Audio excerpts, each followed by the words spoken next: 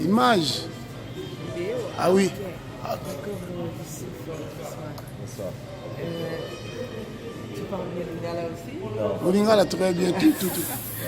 Comment ça a été aujourd'hui? Non, ça s'est très bien passé. Le match était un peu dur, mais bon, on a souffert, mais on s'est qualifié pour la CAN.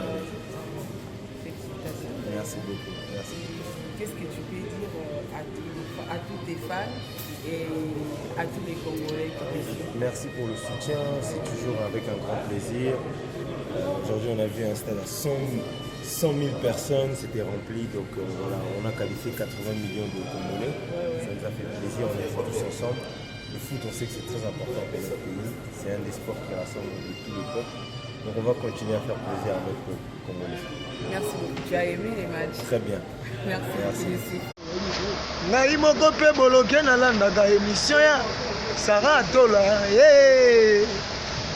biso tu tolanda émission ya Sarah Atola TV, Sarah Atola TV, c'est-à-dire émission ya danger mosusu eza te nga moko nazoya wana na kine nani ata na Sarah Atola émission nabebisa monde Zlatan boloke loketo nazalaka na ganda ya bilanga yoyoyo amelo. Notre père qui est au ciel, molimo na bango, na boaki na bangulwe, boloke loketo, boloke. Identité boloke de Fally Ipupa. Bisotu, chaîne ezakaka moko. Sarah Atola TV. Sarah Atola TV. Ça dit tout s'abonner quoi. Et ça la biso bien, la nouvelle et tout. De F victime. Zlatan boloke en direct de Canada, Montréal. Top.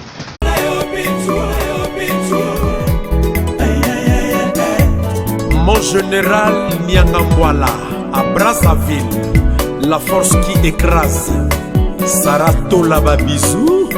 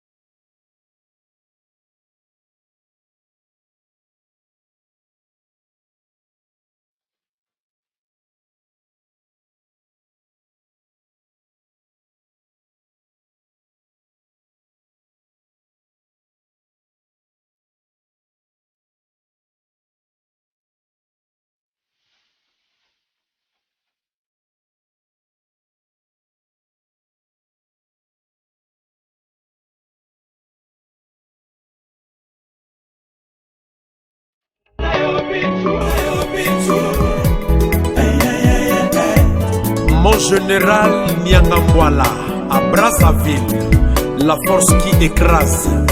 Sarah Atola Babizou.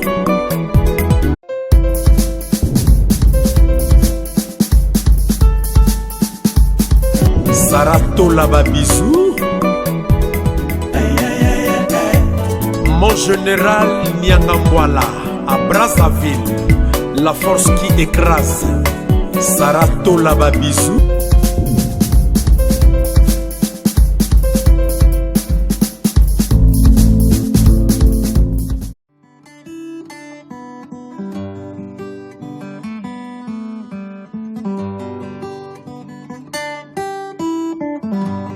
Practice.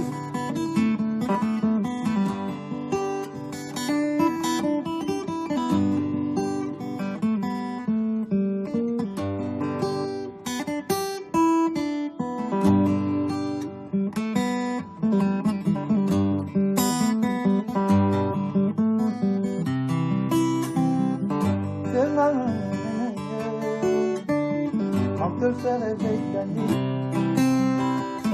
Même sans mes propres canaux.